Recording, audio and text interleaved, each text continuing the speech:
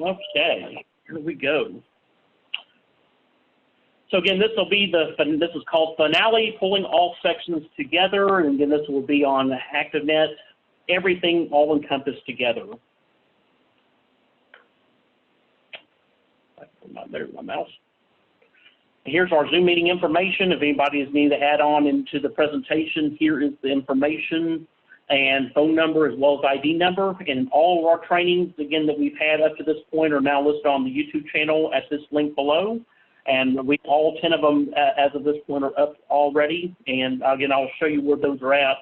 And we have the spot on here that will help you see. This is, again, what it will look like when you come up to the ActiveNET. If you see this, then you're in good shape. And that link will direct you there to all of the videos that we've done up to this point. So that's always, again, I think it's been very helpful. I know I've gone through and just to make sure that we've had good information, and I think I covered fairly well all to do. But if you need a reference back, this is where they're at. Also, for just etiquette purposes, for everyone to hear, just make sure you stay muted during the presentation. It will be recorded for any staff that need to be able to view this at the end if they're not here today. And any questions that we have, we'll use that at the end when we get to the Q&A, and we will answer those accordingly if you have them. Quick announcement, though, is that most everybody's probably got my email about the trainer database. Again, as of tomorrow night, we will, if you don't have any major changes, I know I have a few changes right now that I'm making for the summit, but if there is any other ones, anything big, broad that doesn't look right, all the contact information from October 2018 to March of this year has been able to move forward. And again, take a look through there between now and 5 p.m. tomorrow, and we will and just see if there's anything that just jumps out that looks wrong. But everything else, it looks pretty good for the most part. So just have a real quick view in the trainer, and just make sure not to, as far as no copy anything new from the live, so everybody can view. That's the quick update on the trainer. For today's overview, we're going to talk, again, review how the point of sale works, looking at memberships and how we, again, set up a fellow membership. And we will, again, transfers and stuff, you can go back to the previous videos, but the highlight topics of how to ring up a point of sale item, how to do the memberships and sell them, how to register for activities, and then being able to go back and maintain those activities for those particular programs. And then we'll also, again, do a quick review on how to book different events inside the facility event module. And that, again, will be our overview for today. So, again, we're going to go and start out with point of sale. And then, again, in point of sale, we had a lot of great, there's a lot of great elements in there that you can use all across ActiveNET. So, again, I just did a random pick of Mr. Albert Smith, and we're going to, again, go into selling a few items from Mr. Smith. So again, on here, when you open up and get into ActiveNET, you will now see the banner tabs at the top. And again, if you remember correctly, when we look up here, make sure to check your location where you're at. This is the actual location where you're going to be, and then the one right below it is your actual terminal that you're going to be working off of. So just make sure you check those carefully. But in this case, we're going to go right to the point of sale and open that up. Taking a little time here. Let's see. Oh, you know what? I'm in. Let's see here. There it goes. Okay. So then we're going to go ahead and bring up some point of sale items. And again, in this case, we're going to go ahead and search a customer. I'm going to get Mr. Smith here. So if you are ringing up stuff for a customer, you can look up the information on here. And here's Mr. Albert Smith. Click on his name. And then again, you see at the top here, his name will appear at the top left corner. And that will mean that you have attached it to his account. So anything that you add here, you will then be able to ring up under his name. So for instance, in here we've also, and then we have cleaned up a little bit of the point of sale for the summit. We've now put all of our activity, daily classes and stuff in here. And so I can ring up a bunch of different activities in here that you can see on the side. And then from that point, we can then go ahead and close out we're going to go and close out the ticket. So, and again, this is going to be, let me return back to the menu here. And you can also see again, if you do the point of sale, you can go to that menu, and then you can go back right into the front desk part. If you remember this part, this is kind of the holy grail of ActiveNET. You can start right there and go to any direction of the system that you want. So very important to know. But again, in this case, just wanted to show you that part, and you can go ahead and pay for the stuff right now. And since it's not actually, you're not going to see the exact point of sale screen, it follows the same process as you've done before. So like you've seen in the other programs, the balance will come up here, and for instance, we're going to pay cash. Remember the little dollar sign will show up here for that, and then you will again be able to pay and finish. And here's your receipt for that. So the point of sale part is done, and you can now see how you can ring up these items.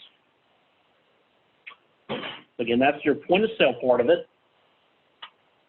And like you say, if you go back in here, it's now back to a clean slate since we've already done that sale. So again, that's how you do a point of sale. And again, you have all of and depending on locations, you can do, whatever. If you have a cafe or any kind of merchandise, same things apply. Just ring them up, and then in this case, you want to make sure to hit the payment button as well. And just for the demonstration on this part only, if I wanted to go ahead and ring up a few things on here for these classes, say for $19, I can then go in and I'm going to pay for cash. And then I was giving a $20 for this, and $1 change, and I can hit finish. So now that you have that ability to see it on both sides, you now have the point of sale screen and how we went through. We hit cash, and then we got the change, and we hit finish, and that opens up the register where you end up finishing up. So point of sale, that's how our point of sale will work. Okay, we're going to now look at memberships. So memberships this time, let me get back in here. We're going to start again at the beginning. So front desk, again, remember, this is kind of the home base. You can start anywhere in ActiveNET by hitting front desk, and you can go into to enroll registration, to do the, as far as withdrawing stuff from programs, memberships, you all name it. So in this case, we're going to go and sell a membership in this case. So I'm going to hit the sell membership. And I'm going to look for all packages. And if you remember correctly, we had that asterisk, means you could search all packages inside ActiveNET. No matter where you are, what field or whatever, an asterisk will represent searching every field that's available. So in this case, we're going to hit search. It's going to bring up all of our passes down here. And I'm just going to select the Summit Resident Annual 50+ pass. Now you will need to find their name again. I'll go back to Mr. Smith again. Bring up Mr. Smith, and again, here is the list of customers. And here it is. And then again, Summit membership, there's also a couple other things. This little thing up here tells us there's some other prompts that will come up along the way. Again, you're going to confirm the effective dates and expiration. So again, this is a 1-year pass, so you're going to have the May 12th through today going on to May 12th of 2021. And we're not doing any auto renewal, so we'll leave that just like it is, and we will hit submit. Oh, and then if you remember correctly, when you have these things, it means that there are some overrides in here. And again, this case, for training purposes, he's well beyond, is at 70 years of age. So again, they're just making you aware of this. He's 7 years of age and 7 months old. Maximum age for this is 64. So again, just to kind of keep that in perspective, that if you see these things, it means there's usually a message or an override that's going to need to be happening. Okay, so we got through that. We confirmed the pass and the customer is going to be attached to. And then if we had coupon codes, we can apply those here to reduce the price.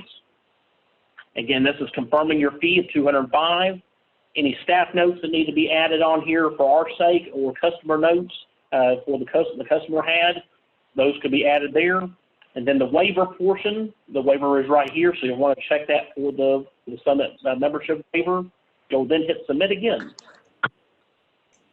Now, back to the front desk thing. Again, you have 1 or 2 options to do. You could hit it and make sure that you can either go to, fulfill this membership by hitting the pay button, or you can go back and add something else to it. We're just going to show how a membership, just the membership alone is what we're going to do today. So I want you to see that, and then we can go into paying for it.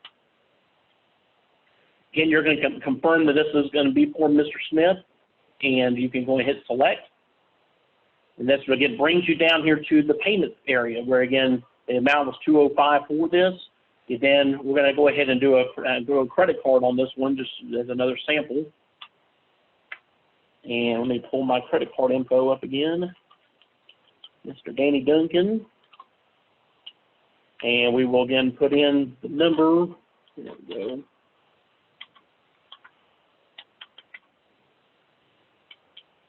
Okay, and then expiration. We'll have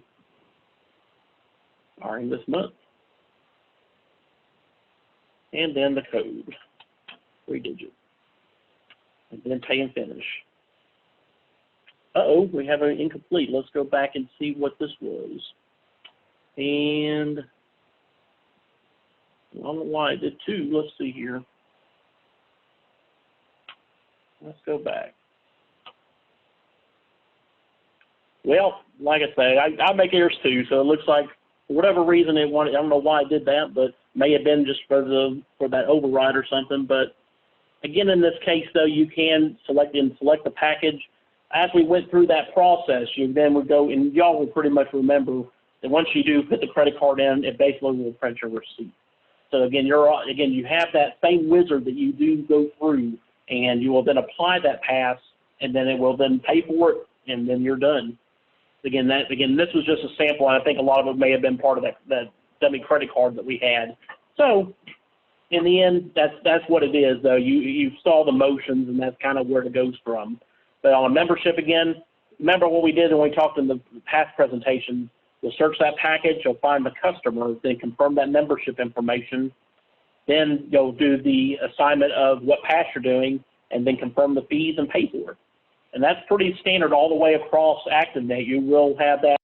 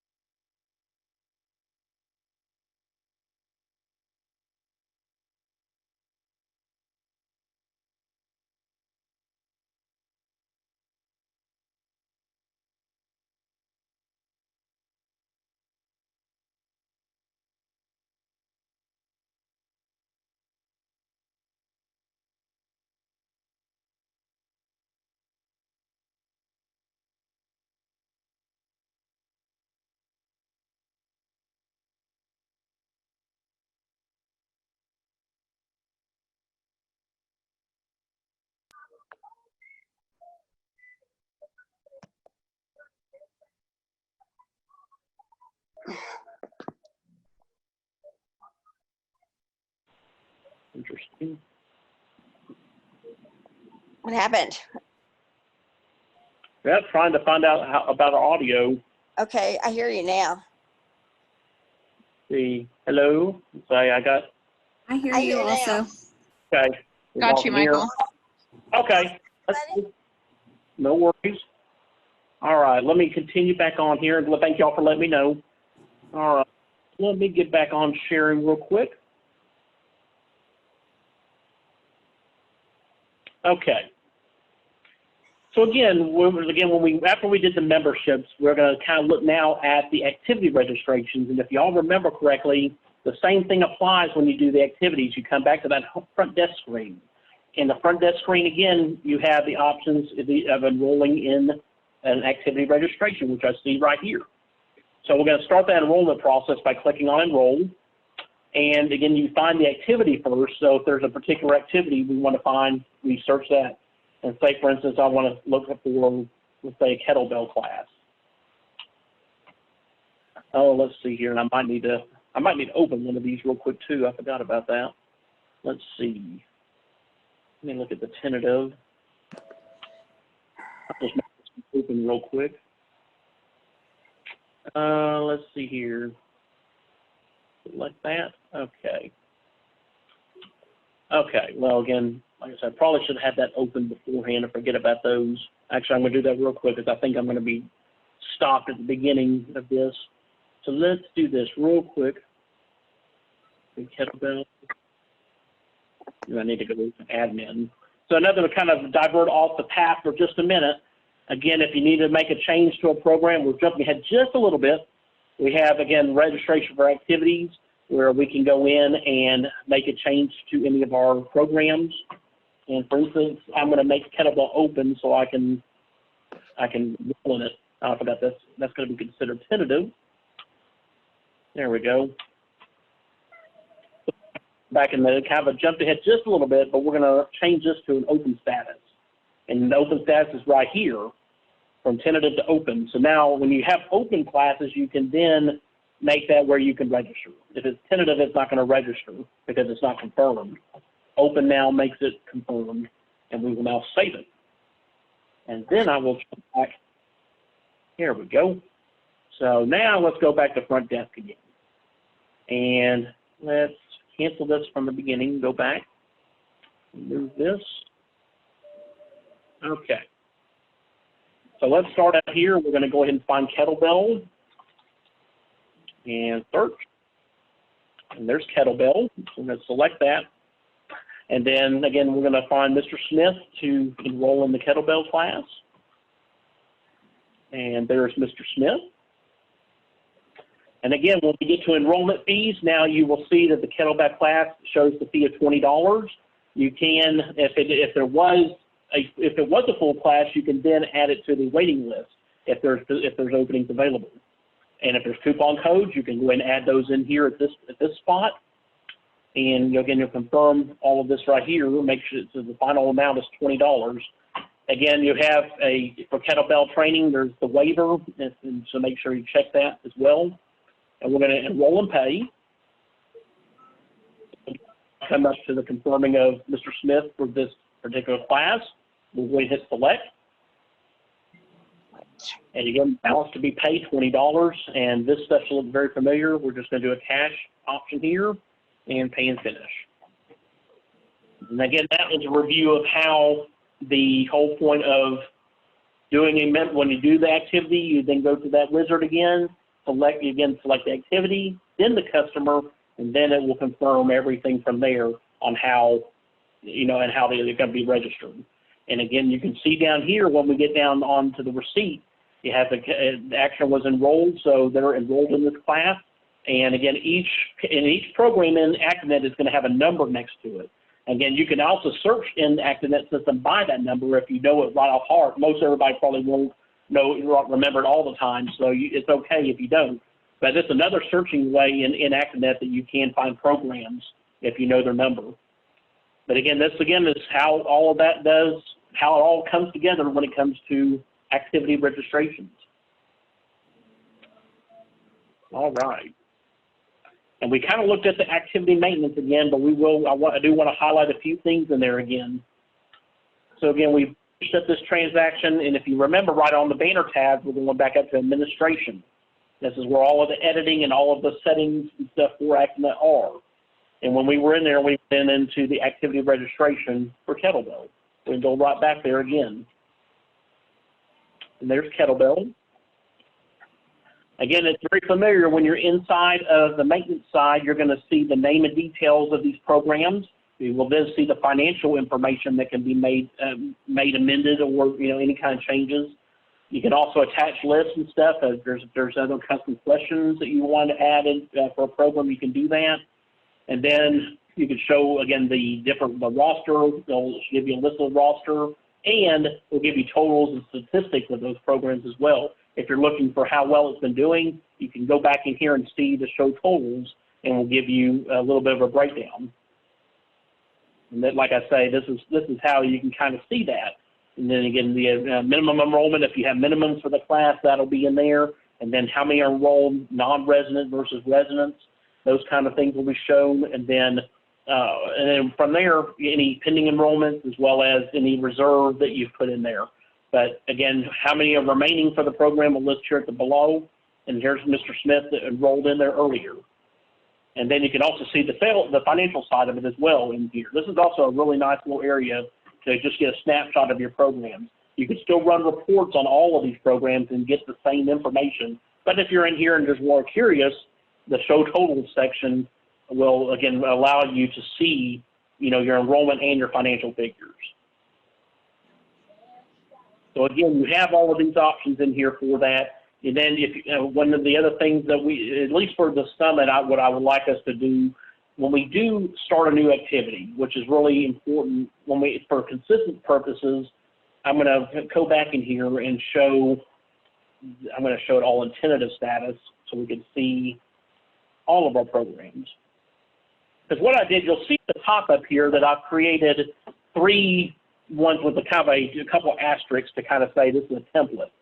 And what I did was that it was very important to establish where you're going to have these programs. Now, actually, I kind of wanted to do the trip one because trips are pretty constant in location. And when you're in here, you can see that in the detail section, you're going to find that when we looked at this before in one of the past trainings, you will see down here in the default pattern, you need to add a room to this. Now, for our travel calendar with the summit, all of our trips and stuff will be shown on this travel calendar. And it's no different than any other room. But when you look at the reservation side of stuff, this part right here will tie in to reservations. So if you want to see all trips that are happening through the summit, you'll want to make sure that the summit /travel calendar is in here and has been added to the add facility. And that's why if you set a template up, you can then keep that in there, ongoing for, any other program that you add. You can set these up, you can set one up for any of them, for any of your, if it's just a general program or if it's going to be something as a special event. I did one for special events. And just to make sure that everything is all set to go, all you have to do is add the information and save it. And it will create a whole new program with those settings.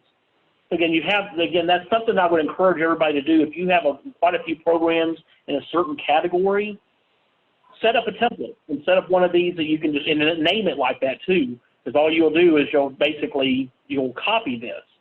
And again, what you could do is, when you go into Summit New Template here, as I said, you will remember right down here, you'll see copy activity. That will take everything that you have on here and will completely put a new one together with these same settings. And then you can just rename it to whatever you want. I highly recommend doing that so you can keep consistent with your programs and they all stay in the same room. If it's going to be using the same room, keeping that in there and then you don't have to mess with it. That's just another thing I've noticed that would help you, when you add a bunch of programs. But again, that's just a few of the changes that I wanted to make sure you saw. And again, copy activity will be very, very important, so you don't have to re-enter all this information. All you do is really change prices and change the text on there if you like what you have in other programs. Again, that's the maintenance side. Again, this is just another brief overview. And again, make sure when you do a template, make sure to put something like an asterisk or something next to it so you can identify that it's not something that you want to roll out. You can save it as a template. If whatever your location wants to come up with, I think that's good. So probably set aside a little bit with either an asterisk or maybe a dollar sign or something, and then it will be. And you will want to make sure it doesn't go open, so it'll be for registration. It's just used as a template. But again, that is the activity maintenance side of things, and more of the in-depth stuff will be in those past videos. But just to show you again where all that is. Okay, reservations. We're now getting to the end of our last big part of it. Now you remember on the last presentation that we had, we dealt with on the facility side, and it was really, there's a lot of different elements that are very similar, and there's also a lot of things that are added and different than what we've dealt with in some of these other modules, you know, for like the point of sale or memberships or stuff. So on this one, I want to go back in here and show you that you basically, and for instance, we need to go back to the front desk again. That's why I set this up to be the first one, because you're really going to need, anytime you start a new transaction, this is where you're going to start, is just by hitting front desk. But if you're just needing to look at a customer or something in particular, you could just start with the customer search, and you know where that goes from there. But front desk, again, is your home base, and you could go anywhere in ActiveNET from there. And again, in this part, the facility booking and reservation side, when we click on that, it's really important to know that we looked at all of these different elements the last time. And again, when you go to find something, you can search by the center, and you have in here for the Summit site the different resources that you can search by, you know, whether it's by the different rooms or known as facilities, the different types of equipment, or instructors. If instructors have a schedule in here, you can search it by that too. And based on that, if you did select one particular one, you click off of it and it will add the resources to the next one. Say, for instance, I want all ballrooms, I can check on that and then click off of it. And now you will see that the all ballrooms calendar will show up here. And if you see gray like this, that means you can't rent that space out. Any white space is fine. And here's that travel calendar like I was mentioning. So a lot of our trips will actually show up on there. And we also set up a quick view too for some of your more common type of rooms that you're going to use. You can set up a quick view to just go there instantly. And you can get with me on later down if there's something else you would like to add to that. But again, this is global, so everybody will see that in the menu. So you can customize it to your most common rooms if you like. So that's another great thing about the reservations. But again, you'll see up here, you can also view all the reservations that you may have on the books. That was another thing that you wanted to make sure you know about that button there. Again, you can click on back and go back to the calendar. And if you did, you can also, again, you'll see this red line here. That means it's the date, the current time that you'll see. So if you see the red line, it should be the current time that you're at right now, just to kind of throw that in there. And you can also look by the month and look at down here as far as the different rooms that you've added to the list. So you can do a comparison and see if there's any double bookings. So those are all there. And the different event types, you can search by those as well. And every location should have an event type, a more common one, or, you know, if it's a different particular party room. All of those, again, everything in the reservation is tied to the event type. That's very important to know, because any event type any settings that you set for that are going to reflect on what you're making the reservation for. So if you find out that there's some things in there when you set it up and you don't want them, you need to go back to the event type and make sure and see if those settings are what you want. But again, that's the event type. All of these things you can search by and pull out data. But again, this is a very new part of the ActiveNET. This was just in the most recent release that happened, I guess, in April. And there's not a lot of videos at this point of how to go through this, because this is actually way different than what it used to be. This is a very enhanced version. A lot of the processes are the same, but how it looks on the actual screen is a little bit different. And hopefully they'll have some more videos, and when they do, I will be going through a little bit more on this module, exploring how you get to places on there. But in the meantime, though, you can again set the reservations up. And for this case, though, whenever I want to book a reservation, I do want to go back to, and I'm just going to do one ballroom this time. Click off of that. And let's see here. I do want to go back to the day view. In this case, we're going to go and do a real quick reservation for an external rental. And if you remember right, external rentals mean that there are going to be fees attached. If it's an internal rental, it will not have fees, and it's more for our actual internal staff and bookings for, for the groups and programs that we have to block out. So keep that in mind, the internal versus external. In this case, we're going to do an external rental that has fees. So I'm going to go ahead and do a reservation here for a certain amount of time from 6 to 8, okay? So again, you're going to get in here, you're going to go ahead and type in the name and say Mike's Party. And now I'm going to set this as an external rental because I do have fees I need to pay. We're going to choose a facility rental. This is our standard rental that we put for the summit. There won't be any prep or anything for this one. And then you're going to confirm the times here for today, 6 p.m. to 8 p.m. The amount of people we're going to have 30 people. And at that point, I'm going to go ahead and proceed. So now we're going to go ahead and find the customer in this case. So I'll search the customer. Open it went off my screen, so I'm going to bring that back right here. I'm going to go ahead and good old Mr. Smith. I'm going to add him in here to do the rental. Now that you've got his information up, you remember in the last presentation that we had that you do have the reservation type, and by default in ActiveNET it's going to show as tentative, meaning that you can keep this on the books until a year from now. This is what they've defaulted the settings for. But if you are ready to book it and completely do it, you want to change that to normal, so that this will be a firm rental in the end, okay? Yeah, but again, you have firm, you have the normal, tentative, temporary. There's lots of different things, and we'll go into more of those when the future videos come out. I'll go specifically on how some of these settings will actually work. And then after you get the customer, you're going to then see custom questions, and again, depending on your location, if you want to have certain type of questions that we want our staff to ask before we set this reservation, this is important to go ahead and add to your event type. Again, the event type ties to this. So all these different custom questions I have added in the event type to prepare for this rental. So again, in this case, we're going to have catering. I'm not going to have any catering on this one, nor alcohol. Yeah, it's kind of a low-key event. And then any equipment, sure. You know, I do want to have that. And then you can, if we have AV equipment, I could say specifically what I'm going to need, and I'm going to need a projector, for instance. Not going to need any officers for this since you're not doing any alcohol and stuff. And if there was a preferred caterer that we can't meet the need for and they have the insurance, we can put that in here as well. And any marketing and stuff, no, I don't need that. And then you can go ahead and go to the waiver section. Now, the waiver, again, when it says here, it's going to be included in the permit, so that's important to know.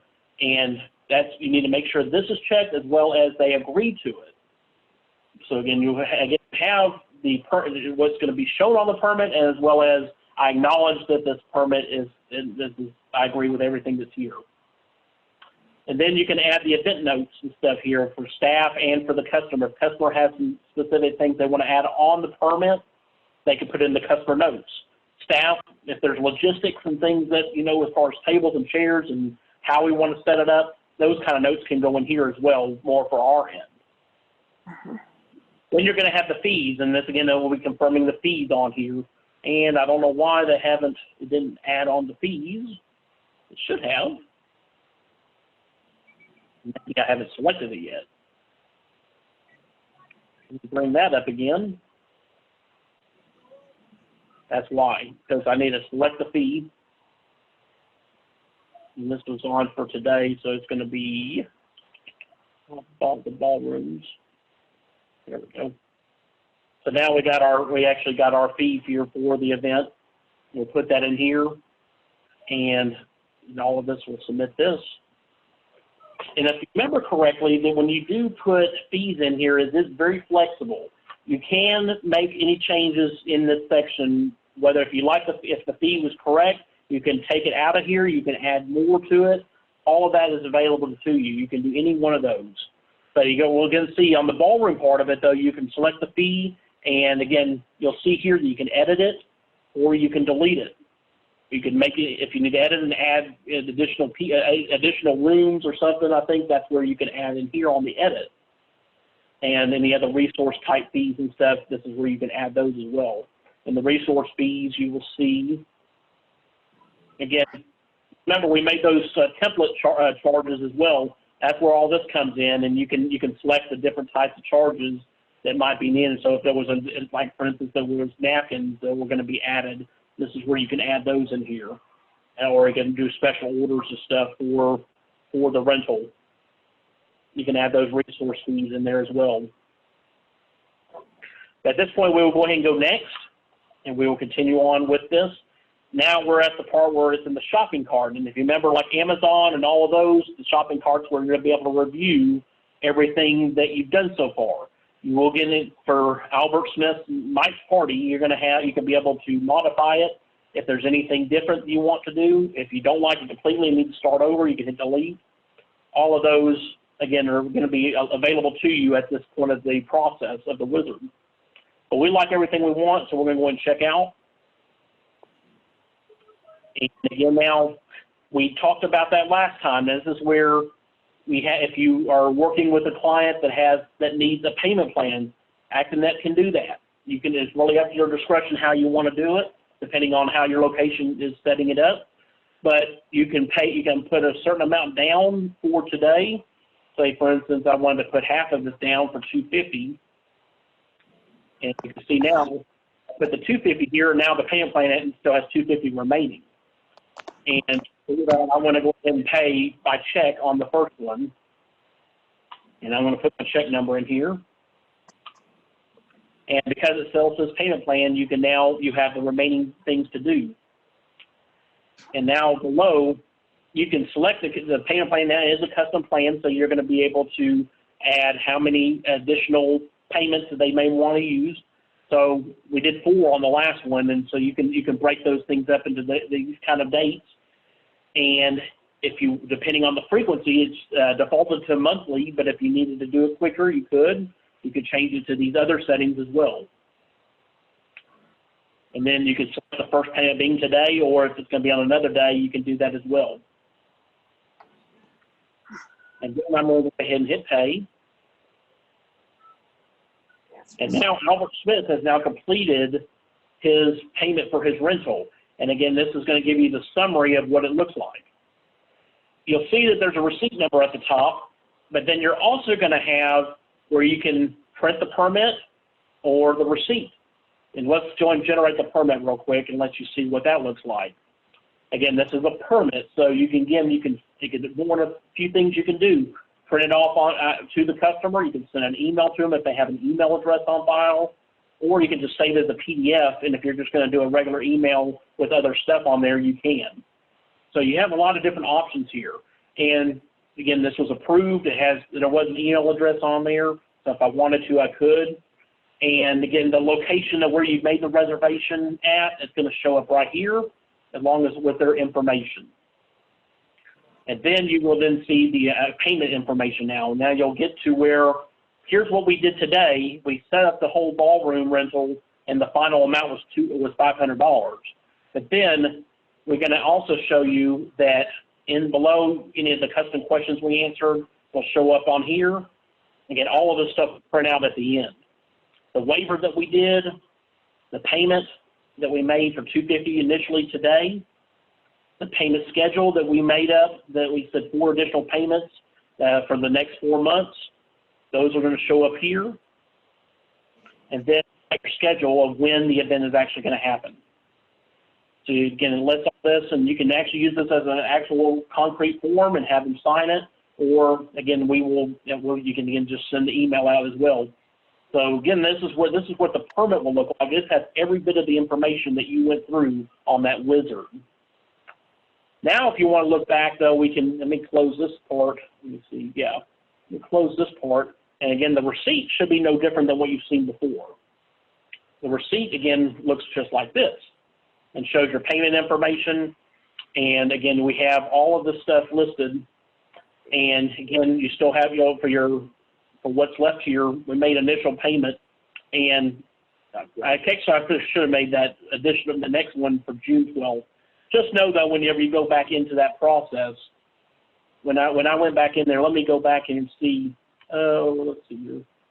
If you remember, right when we did the payment plan, there was actually a section that you went on there, and you could choose what date to start that. That should have been changed to June instead of today. That's why you saw the $62.50 owed. But again, you have all the customization necessary to change the rental information up. It's very flexible, and again, in the end, you can amend these at any time. But that overall sums up the portion on facility reservations. And again, we will go into more detail in some future videos on certain sections, especially once they get some more trainings up and running, because this stuff is really quite different from what ActiveNet was before, based on the videos I saw on the brain chart. These are a lot more. It's a really robust reservation system that really seems to have a lot more flexibility than we've had before, even before we came on. But then, just to know, we'll have more videos on the reservation side coming up soon. But in summary today, again, this is just a general overview of what we had before. And again, the more in-depth videos are again on the YouTube channel on playlist that you can review at any time. But we again went over the point of sale and how each of those you can ring up, you can attach a name to the point of sale transaction, ring up the items, and then pay for it. Whether it would be paying for it on the point of sale screen or adding another, for instance, another activity to it. You can then it'll take you back to that front desk where you can add additional programs to it or any other merchandise or whatever. All of those, again, it's very custom. You can do it any way you want. And then you have memberships. And then we went through that membership process again. And again, it breaks down to you that you're going to search for whatever package, then the person that's going to be getting that membership, and then you'll go through that wizard one by one and make sure that you confirm everything for the right amounts and the right passes. Then there's activity registration. We selected the kettlebell class, and we went through how, and then we got to see an example of where the kettlebell class wasn't open, so I had to open it up and make it available to register, because you can't register a tentative class. So you have to go back in and open it up and make sure you can register. And that's what we did, and then we went and paid for it and went through the process.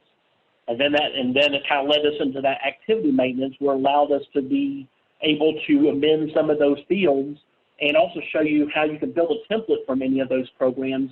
If you get the parameters set inside that template, you can then reuse that and copy it every time, and you'll be able to kind of speed up how you create your programs.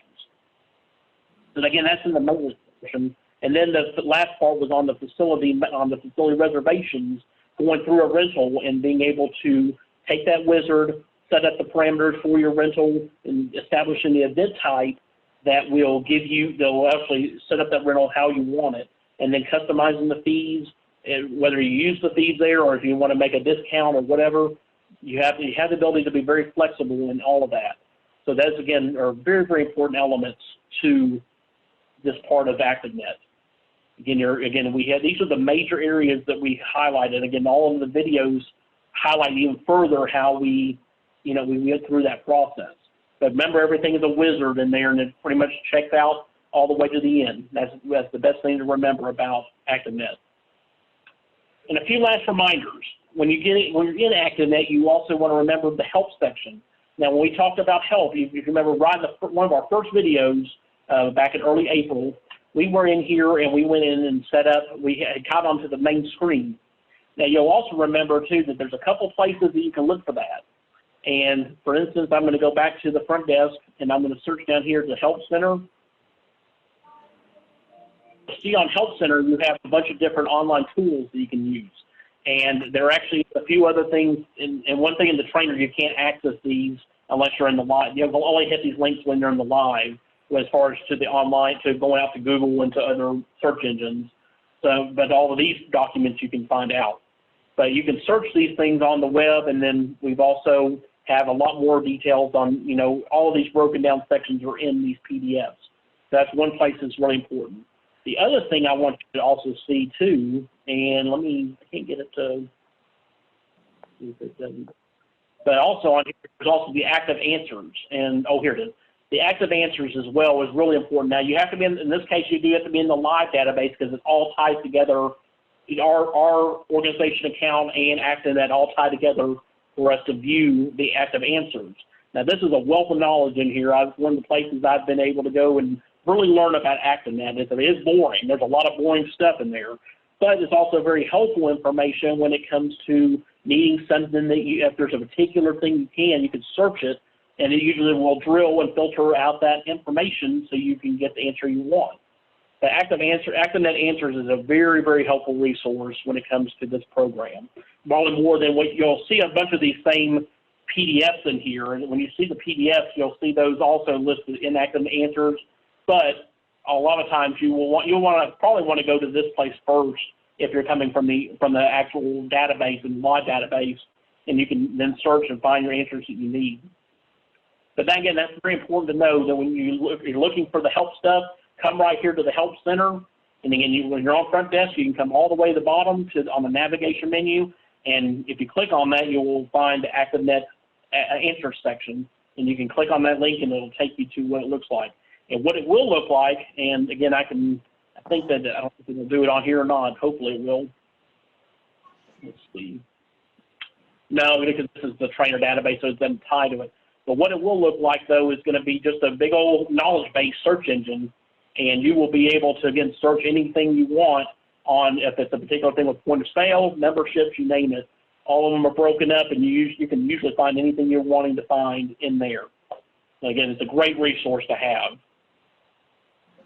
And then again, like I mentioned on the rest of the videos, there's the follow-up. I'll have some more specific areas of the ActiveNet that I will do videos on to show you, some of the other things that you can do on settings, and as well as in the reservations when we have more stuff come up.